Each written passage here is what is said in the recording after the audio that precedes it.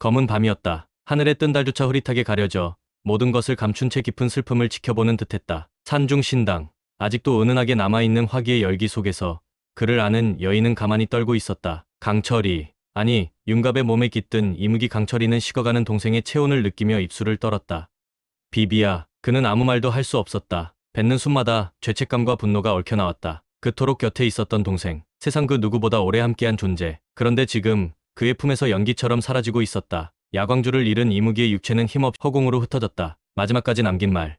형님을 지키고 싶었을 뿐인데 너무 멀리 가버려서 무서웠어. 그 말이 그의 가슴을 베었다. 차라리 욕이라도 해주었다면 마음이 편했을까. 하지만 비비는 형이었다. 그조차도 질투하고 미워하고 의심하면서도 결국은 형이니까 지키고 싶었다. 형이니까 마지막에 대신 칼을 맞았다. 강철은 그 자리에 무릎 꿇은 채 소리 없는 울음을 토해냈다. 밤 공기가 젖어들 정도로 그저 혼잣말처럼 중얼였다. 미안하다. 미안하다. 너를 그렇게 보낼 생각은 아니었어. 그의 곁에 있던 여리는 그를 바라보며 숨죽였다. 처음이었다. 강철이 무너지는 모습을 본 것은 그는 지금 인간보다 더 인간 같았다. 피를 흘리진 않았지만 영혼이 찢기고 있다는 것을 그녀는 느낄 수 있었다. 여리는 조심스레 다가가 그의 어깨에 손을 얹었다. 비비 잘 갔을 거야. 적어도 마지막엔 당신을 구하고 싶어 했잖아. 강철이는 천천히 고개를 들었다. 그의 눈동자는 울다 지쳐 텅 빈 듯했다. 그래서 더 아프다. 그 아이는 끝내 나 때문에. 아니야. 비비는 풍산에게 속은 거야. 팔척귀의 깸에 빠졌던 거야. 여리는 그렇게 말하면서도 마음 한편엔 지울 수 없는 무거움이 있었다. 자신이 그 야광주의 이유가 아니었을까? 자신만 아니었다면 이 모든 희생이 없지 않았을까? 그러나 지금은 서로를 탓하기엔 너무 늦었다. 남겨진 자들의 몫은 슬퍼하는 것이 아니라 끝내야 할 싸움을 마무리하는 것이었다. 팔척귀 놈이 더 강해졌어. 강철이가 입을 열었다. 비비의 야광주를 흡수했으니 이젠 그냥은 이길 수 없어. 그 순간 여리는 문득 가섭스님의 말이 떠올랐다. 야광주 없이도 팔척귀를 천도할 수 있는 단 한 가지 방법. 여리는 입술을 깨물었다. 이 방법을 쓰기로 결심한다는 것은 다시는 돌아올 수 없는 강을 건너겠다는 뜻이었다. 그녀는 조용히 말했다. 화덕차사를 부르겠어. 강철이 고개를 돌렸다. 놀람과 당혹스러움, 그리고 두려움이 눈에 번졌다. 그건 내 목숨을 내놓겠다는 말이야. 당신도 그랬잖아. 승천을 포기하고 이 땅에 나만 지키겠다고. 이제 내 차례야. 강철은 그 말을 듣고 아무 말도 하지 못했다. 침묵이 둘 사이를 잠식했다. 산의 바람이 나무짚을 스치며 슬픈 관현악처럼 울려 퍼졌다. 강철아. 여리는 그의 이름을 다시 불렀다. 너를 위해서가 아냐. 이젠 우리 모두를 위해서야. 그녀는 돌연 한 걸음 물러나 등 뒤의 어둠 속으로 사라질 듯한 각오로 나아갔다. 그녀의 걸음마다 결심이 실려 있었다. 한편 왕 이정은 서고에 깊이 파묻혀 있었다. 연종대왕의 족보, 전쟁 연표, 최원우의 가문 관련 문서까지 그의 손에는 오래된 책 한 권이 들려 있었다. 광안문집. 그 속에서 그는 놀라운 기록을 발견했다. 연종 제9년 용담골 전투, 전쟁의 폐허 속에서 실종된 왕실 관리 최길상, 최원우의 고도부였다. 이자가 팔척귀. 그는 곧장 그 문서를 품에 안고 신하들을 소집했다. 우린 용담골로 간다. 모든 진실은 거기 있다. 이정은 더 이상 피해갈 수 없었다. 왕가의 후손으로서 조상의 원혼이 어떤 잘못을 남겼는지 마주해야 했다. 그날 밤 김봉희는 비밀 장문 안에서 풍산을 숨겼다. 그러나 풍산의 눈빛은 더 이상 인간의 것이 아니었다. 김대감, 감히 익었다는 것이 무슨 뜻인지 이제 알겠지? 도대체 너는? 팔척귀는 죽지 않아. 나는 기억이자 원한이야. 풍산은 웃었다. 입꼬리 너머로 야광주에서 흘러나오는 붉은 기운이 공기를 먹어치우고 있었다. 그리고 동시에 여리는 홀로 조용히 기도문을 외우고 있었다. 자신이 저승기를 열어 화덕차사를 부르는 마지막 의식을 준비하면서 비비, 너의 죽음이 헛되지 않도록 할게. 강철이도 이 정도 모두를 끝까지 지켜낼 거야. 그녀의 눈동자에는 결연함과 두려움, 그리고 사랑이 함께 있었다. 여리는 마침내 손바닥에 자신의 피로 부적을 그렸다. 붉은 빛이 깜빡이며 공간을 뒤틀기 시작했다. 그 순간 어딘가에서 거대한 발소리가 들려왔다. 그리고 허공 너머 어둠 속에서 불길한 형상이 천천히 다가오기 시작했다. 화덕차사, 저승의 사자, 불에 타 죽은 혼만을 데려가는 신과 귀신 사이에 서 있는 존재. 그리고 여리는 눈을 감고 조용히 중얼였다. 이제 시작이야. 용담골. 100년 전 피비린내 가득한 전쟁이 벌어졌던 땅. 그날 이후 황무지로 버려진 채 사람의 발길조차 끊긴 이곳은 이제 다시 역사의 숨결이 되살아나려 하고 있었다. 왕 이정은 수레를 멈추고 말을 타고 가파른 비탈을 올라 나무숲 가장자리에 섰다. 바람이 매서웠다. 오랑캐와 연종대왕의 피가 뒤섞였던 그 예터에서 그는 조용히 눈을 감고 마음을 가다듬었다. 전하, 도착하였습니다. 신하의 목소리에 이정은 고개를 들었다. 멀리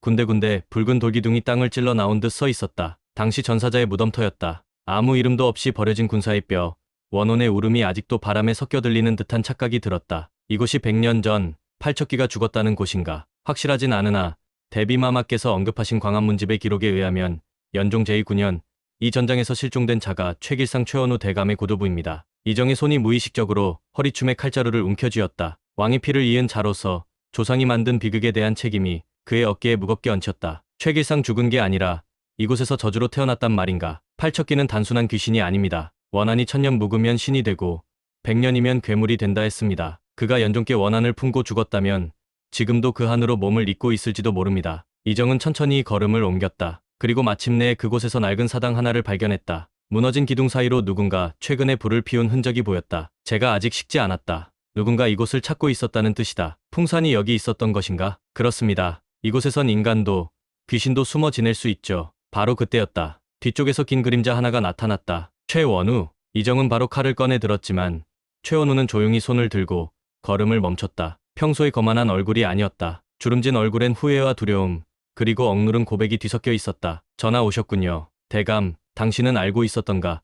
이 모든 것의 시작이 당신 가문에서 비롯되었다는 걸? 최원우는 고개를 숙였다. 바람에 휘날리는 그의 머릿결 아래로 눈빛이 흔들렸다. 100년 전 제 조부는 전쟁터에서 연종을 호종하다 억울하게 버려졌습니다. 버려졌다고? 오랑캐를 막기 위해 내준 성을 회복하러 떠났던 길에서 연종은 기습을 받았고 제 조부는 그 몸을 대신하려다 중상을 입었습니다. 하지만 연종은 살아 돌아왔고 조부는 살아 돌아오지 못했습니다. 이정은 이를 악물었다. 그는 왕족의 후예였지만 권력의 그늘이 만들어낸 불의와 희생을 알고 있었다. 그 고통이 팔척기를 만들었을지도 모른다는 현실이 그의 뼛속을 저렸다. 당신, 왜 그 진실을 숨겼는가? 숨긴 게 아닙니다. 제 가문은 팔척기의 존재를 알았고 그 저주가 이 나라를 삼킬까 두려웠습니다. 그래서 우리는 팔척기의 잠을 방해하지 않기 위해 조용히 살아왔던 것입니다. 그런 당신이 왜 풍산을 도운 것이냐? 이 질문에 최원우의 눈이 크게 흔들렸다. 나는 돕지 않았습니다. 단지 풍산이 나타나 나를 협박했습니다. 광안문집의 진실을 밝히겠다고, 왕가의 피를 뒤엎겠다고, 그래서 눈 감았단 말인가. 이정의 음성은 낮았지만 차가웠다. 최원우는 꿇어앉으며 말했다. 팔척기를 천도해야 합니다. 하지만 이제 그는 단순한 원혼이 아닙니다. 비비의 야광주까지 삼킨 그 존재는 인간이 감당할 수 없는 기세를 가졌습니다. 이정은 눈을 떴다. 그래서 우리는 여리와 강철이를 믿는 것이다. 그 시각 강철이는 다시 예전의 모습으로 돌아가려 애쓰고 있었다. 비비를 잃은 슬픔은 가슴 속에서 물처럼 흘러넘쳤지만 그는 움직여야 했다. 아직 끝나지 않았으므로 강철은 이정이 남긴 말이 떠올랐다. 팔척기는 왕가의 원한을 품고 죽은 자. 그 원한을 끊으려면 진실을 마주해야 한다. 그 진실을 직접 보러 가야지. 그는 가섭스님이 말한 용의 마지막 길을 따라 용담골로 향했다. 그곳에 팔척기의 진실이 숨겨져 있다면, 그곳에 비비가 흘린 희생의 답이 있다면, 그리고 그곳에서 모든 것을 끝내겠다고 그는 다짐했다. 한편 여리는 산중의 신당에서 불길한 진동을 느꼈다. 소환한 화덕차사가 이제 곧 모습을 드러낼 터였다. 야광주 없이 팔척기를 제압할 유일한 희망. 그러나 그 대가는 그녀의 영혼이 될지도 몰랐다. 그녀는 조용히 중얼였다. 부디 이 싸움이 모두를 위한 마지막이 되길. 그리고 그 순간 그녀의 앞에 붉은 연기 속에서 한 사내가 나타났다. 온몸이 숫덩이처럼 새까맣고 눈동자만이 파랗게 빛나는 그 존재. 화덕차사. 소환자여, 누구의 혼을 데려가길 원하는가? 여리는 망설이지 않았다. 팔척귀. 100년 전 원한으로 태어난 존재. 그를 천도해줘. 차사의 눈빛이 일렁였다. 그리고 묵직한 대답이 돌아왔다. 그 혼은 강하다. 그보다 더 큰 대가를 내놓아야 한다. 여리는 눈을 감았다. 그리고 조용히 대답했다. 내 생을 줄게. 내 남은 삶. 내 이름. 내 기억까지. 정적이 흘렀고 화덕차사의 입꼬리가 천천히 올라갔다. 좋다. 계약을 성립하겠다. 멀리 팔척귀가 잠든 신당의 지붕 위로 붉은 번개가 떨어졌다. 그리고 세상은 다시 숨을 죽였다. 계약은 성립되었다. 화덕차사의 말이 끝나자 붉은 연기가 여리의 발끝을 휘감았다. 불기운이 아니라 마치 피가 끓는 듯한 뜨거움. 여리는 이를 악물고 버텼다. 눈앞이 핑 돌고 심장이 부딪히듯 쿵쾅거렸다. 하지만 물러설 수는 없었다. 그자의 혼은 그저 원한이 아니라 전생의 이름을 저주로 바꾼 것이다. 화덕차사는 고개를 들었다. 그의 눈빛엔 오랜 세월의 기억이, 사자만이 아는 지하의 그림자가 스며 있었다. 내가 팔척귀의 이름을 알면 그의 본 모습이 깨어난다. 준비되었는가? 여리는 숨을 삼켰다. 머릿속에서 끊임없이 맴도는 이름 하나. 100년 전 왕을 따라 전장에 나섰다가 버려졌다는 자. 용담골의 붉은 피 위에서 외쳤을 이름. 최길상. 그 순간 천둥이 쩌렁 울렸다. 붉은 번개가 하늘을 가르고 저 멀리 신당의 지붕을 정통으로 강타했다. 깨어난다. 여리는 무릎을 꿇었다. 땅이 진동하고 허공이 찢어졌다. 마치 오래된 봉인이 해제되듯 팔척귀의 존재가 다시금 이 세상에 뿌리를 내리고 있었다. 한편 용담골로 향하던 강철은 이변을 감지했다. 하늘에서 피 같은 비가 내리기 시작했다. 구름은 마치 거대한 짐승처럼 밀려들었고 땅이 진흙으로 바뀌어 말의 발길을 잡아당겼다. 열이야 무슨 짓을 한 거지. 그는 거칠게 보삐를 당겼다. 허공에 번뜩인 붉은 섬광은 단순한 날씨의 장난이 아니었다. 이건 누군가가 사후의 존재와 직접 교섭한 결과다. 강철은 그 기운을 알아차릴 수 있었다. 그것은 인간이 감당하기엔 너무 위험하고 깊은 힘이었다. 그리고 그는 곧장 말에서 뛰어내렸다. 더는 길을 따라가는데 시간을 낭비할 수 없었다. 그 시각, 신당 안, 붉은 기운이 구체화되어 하나의 형상을 이뤘다. 풍산의 몸을 잠식하던 기운은 이젠 더 이상 위장구차하지 않았다. 드디어 내 이름이 불렸다. 붉은 안개 안에서 서서히 걸어나오는 존재, 최길상. 그는 왕의 검에 맞아 쓰러졌던 100년 전, 아직 숨이 남아있던 그 찰나에 맺었던 맹세를 기억했다. 나는 너희 왕을 위해 죽은 자다. 그러나 그는 나를 기억하지 않았다. 그리고 너희는 그 왕의 후손이다. 그러니 내가 너희를 파괴하는 것은 정당하다. 그의 목소리는 낮게 울렸다. 천둥과도 같았다. 신당 벽이 갈라지고 사방의 초가 활활 타오르기 시작했다. 여리는 온몸이 휘청거렸다. 화덕차사가 보호막을 치고 있었지만 팔척기가 내뿜는 기운은 인간의 차원을 뛰어넘고 있었다. 너 이제 누구의 몸도 빌리지 않는단 말이야? 팔척기는 고개를 돌렸다. 붉은 살결, 검게 타버린 동공, 그리고 이상하리만큼 사람의 형상을 닮은 얼굴. 하지만 그 눈동자엔 피도 살기도 남아있지 않았다. 나는 이제 누구의 몸도 빌릴 필요가 없다. 야광주 하나로 이 세상과 계약을 마쳤으니 비비 그 아이의 희생을 그렇게도. 여리는 차마 말을 잇지 못했다. 그 순간 신당의 문이 쾅하고 열렸다. 번개처럼 뛰어든 인물, 강철이었다. 외마디 비명처럼 울부짖으며 강철은 팔척귀에게 달려들었다. 그는 여리의 옆으로 달려와 칼을 꺼내들었다. 하지만 그의 손에 쥔 것은 평범한 검이 아니었다. 은빛으로 빛나는 용칼. 너희가 내 동생을 죽였다면 나는 너를 끝장내겠다. 팔척귀는 코웃음을 쳤다. 끝장내겠다고. 승천도 못한 이무기 주제에 나에게? 나는 승천을 포기했어. 내 야광주는 이제 싸우기 위한 거야. 신따윈 되지 않겠다. 그러면 죽겠다는 소리로군. 팔척귀의 몸이 붉은 불꽃으로 번졌다. 한 걸음 내딛자 신당 내부의 온도가 순식간에 몇 배로 뛰어올랐다. 여리는 휘청이며 강철을 붙잡았다. 이대로 싸우면 안 돼. 너 야광주가. 더 늦으면 내가 죽어. 그건 더 싫어. 강철은 그녀의 말을 잘랐다. 그의 눈동자는 맑고 단단했다. 나는 더 이상 망설이지 않아. 팔척귀와 강철이 동시에 움직였다. 검과 검이 부딪히지 않았는데도 공기 자체가 뒤틀리는 듯한 충돌음이 울렸다. 사방이 붉게 물들고 바람이 회오리 쳤다. 그리고 마침내 첫 번째 검이 서로를 향해 날아들었다. 사당 바깥 이정과 최원우 그리고 대비가 도착했다. 먼 산허리에서 피어오르는 붉은 연기, 번개가 몰아치는 모습에 대비는 고개를 떨구었다. 이 모든 것이 내 죄다. 내가 연종의 목숨만 살리려 하지 않았다면. 최원우는 조용히 그녀에게 말했다. 이제라도 바로잡으시면 됩니다. 대비마마. 팔척귀는 당신의 용서와 왕가의 진심을 원했을지도 모릅니다. 이정은 이를 악물었다. 그러곤 곁에 있는 병사에게 명령했다. 저 사당을 둘러싸라. 누가 나와도 함부로 해하지 마라. 이제 이 싸움은 단 한 사람에게 맡긴다. 그 시선은 신당 안에서 고군분투 중인 강철을 향하고 있었다. 신당 안, 강철의 몸이 서서히 빛났다. 야광주가 깨어나고 있었다. 형님. 그 순간 환영처럼 비비의 목소리가 들렸다. 지금이야. 그 힘을 써. 강철은 칼자루를 꽉 쥐었다. 팔척귀가 방심한 틈 그는 땅을 박차고 뛰었다. 이건 내 마지막 한 방이다. 다음 순간 거대한 폭풍이 신당을 휘감았다. 붉은 빛과 푸른 빛이 충돌하며 모든 것을 집어삼켰다. 팔척귀가 외마디 비명을 내질렀고 그 중심에서 여리는 눈을 질끈 감았다. 그 빛이 가라앉았을 때 모든 것이 변해 있었다. 폭풍은 사그라들었다. 신당의 지붕은 반쯤 무너져 있었고 공기엔 검게 탄 재와 피비린내가 가득했다. 번개가 지나간 자리에 서 있는 강철의 몸은 고요했으나 그 속에 이는 기류는 분명 심상치 않았다. 강철아. 여리가 폐허 속에서 그를 향해 달려왔다. 그녀의 손은 잿더미 속에서 상처투성이었고 옷자락은 찢기고 먼지로 덮여 있었지만 그 눈빛만큼은 또렷하게 살아있었다. 강철은 멍하니 허공을 바라보다가 천천히 그녀에게 고개를 돌렸다. 이마에 피가 흘러내렸지만 그보다 더 심각한 건 그의 눈동자였다. 그것은 더 이상 온전한 강철의 것이 아니었다. 이게 내가 본래 가져야 했던 힘이었을까? 그의 목소리는 낮고 울림이 있었다. 단순한 인간의 음성이 아닌 오래전 봉인된 존재의 기억이 섞인 듯한 어딘가 낯설고도 슬픈 음성. 여리는 그의 앞에 멈춰섰다. 당신은 누구야? 강철이야. 아니면 그 순간 강철의 손에서 은빛검이 툭 떨어졌다. 마치 이 세상에 붙어있던 마지막 인간의 끈을 놓아버리는 듯한 움직임이었다. 그리고 그의 몸에서 서서히 푸른 야광의 빛이 사라져갔다. 여리야 기억이 나. 강철은 눈을 감았다. 내가 100년 전 연종의 수하였다는 사실이. 여리는 숨을 삼켰다. 뭐라고? 강철은 조용히 고개를 끄덕였다. 이 몸, 이무기 강철이의 기억 이전에 아주 오래전 기억. 내가 팔척귀를 따라 전쟁터로 나간 자였다는 거. 그리고 그 자의 이름은 최길상. 내 옛 이름은 정길이었다. 정길. 그 이름은 강철이 인간으로 살았던 전생의 이름이었다. 그는 팔척귀였던 최길상과 함께 용담골 전투에 나선 두 장수 중 하나였고 왕을 위해 수없이 목숨을 내던졌던 자였다. 그러나 살아남은 건 자신뿐이었다. 최길상은 죽어야 했고 나는 살아남았다. 왕은 나에게 공신의 칭호를 주었고 난 그 칭호를 부여잡고 100년을 살아왔지. 이름을 버리고 영혼을 바꾸고 그리고 결국 이무기가 되었어. 여리는 그를 바라보며 입을 막았다. 너는 나는 팔척귀와 함께 싸웠던 자이자 그를 잊고 살아온 자야. 강철의 목소리는 쓸쓸하고 무거웠다. 그 자는 죽기 전 나를 바라보며 이렇게 말했다. 왕도 너도 결국 날 버렸구나. 내가 이 땅을 저주하마. 그때는 몰랐어. 그 말이 정말 저주가 되어 100년 뒤에 나를 따라올 줄은. 신당의 뒤편, 아직 숨이 남아있던 팔척귀의 기운이 다시금 몸부림쳤다. 완전히 사라진 게 아니었다. 강철이 야광줄을 끝까지 쓰지 않았기 때문일까? 아니면 그 저주가 너무도 깊어서일까? 팔척귀의 형상이 반쯤 붕괴된 채로 허공을 떠돌며 중얼거렸다.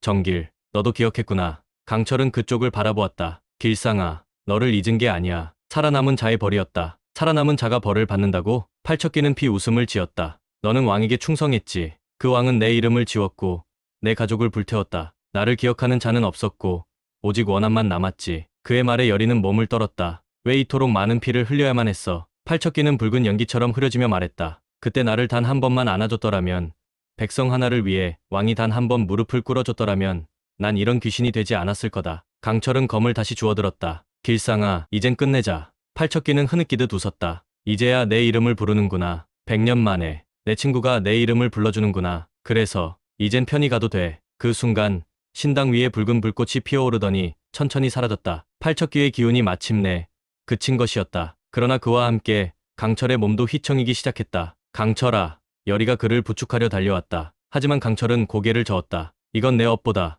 내가 그의 이름을 잊고 살았다는 것. 내가 기억해야 할 것을 외면하고 살았다는 것. 그래서 나는 이제 인간으로 살아가야 해. 그게 무슨 뜻이야? 그는 조용히 미소 지었다. 야광줄을 완전히 소진했어. 이제 나에겐 아무 힘도 없어. 너를 지킬 수 없을지도 몰라. 여리는 그의 손을 꼭 쥐었다. 하지만 지금 내가 여기 있다는 것만으로도 나에겐 충분해. 사당 뒤편에서 이를 지켜보던 이정은 말없이 눈을 감았다. 최원우는 조용히 무릎을 꿇고 기도했다. 대비는 눈시울을 붉혔다. 팔척귀는 사라졌다. 그러나 100년의 저주가 남긴 상처는 이제야 봉합되기 시작했다. 그날 밤 여리는 다시 강철과 함께 불을 지폈다. 불빛 너머 서로의 눈동자를 바라보며 정기라. 강철은 고개를 끄덕였다. 그래, 이제 내 이름을 잊지 않게 될 거야. 그리고 하늘에선 붉은 번개 대신 조용한 달빛이 내려앉았다. 차디찬 새벽 왕궁의 후원은 그 어느 때보다 고요했다. 밤새 용담고를 뒤덮었던 긴장과 피의 기억은 정적 속에 응결되어 있었다. 마치 한 시대의 분기점이 지나간 뒤의 고요처럼. 하지만 침묵이 곧 끝은 아니었다. 오히려 새로운 진실이 그 어둠 속에서 기지개를 켜고 있었다.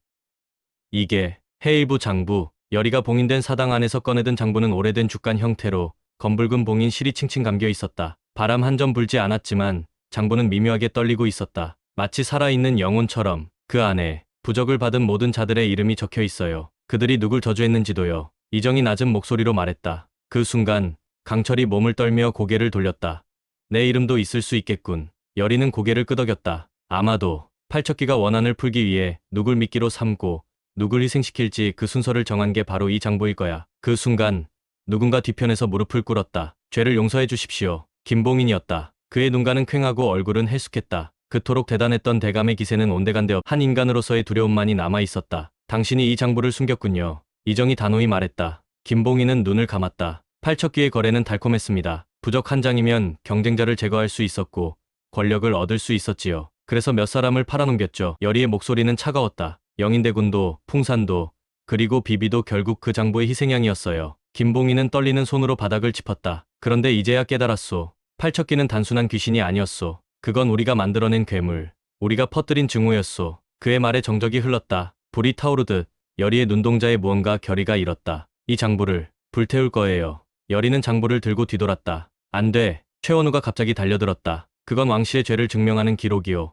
우린 그 진실을 기억해야 해. 그렇지 않으면 또다시 같은 잘못을 반복하게 될 것이오. 이정은 조용히 손을 들었다. 그건 후손들의 몫이다. 진실은 사라지지 않아. 단지 그 무게를 누가 짊어지느냐의 차이일 뿐이지. 여리는 조용히 고개를 끄덕였다. 그렇다면 이 장부는 지금 당장은 필요 없는 진실이겠지. 그녀는 장부를 조심스럽게 화롯불 안으로 던졌다. 불길이 푸르스름하게 일며 장부를 삼켰다. 마치 수백 개의 원혼이 비명을 지르듯 장부는 짧은 순간 격렬히 몸부림쳤다. 그리고 이내 고요, 장부가 사라진 자리, 그들은 마치 무언의 의식을 마친 자들처럼 말없이 서로를 바라보았다. 그리고 그 속엔 더 이상 증오도 공포도 없었다. 그 순간 여리는 강철에게 다가갔다. 이제 정말 끝난 걸까? 강철은 허공을 잠시 바라보다가 조용히 그녀의 손을 잡았다.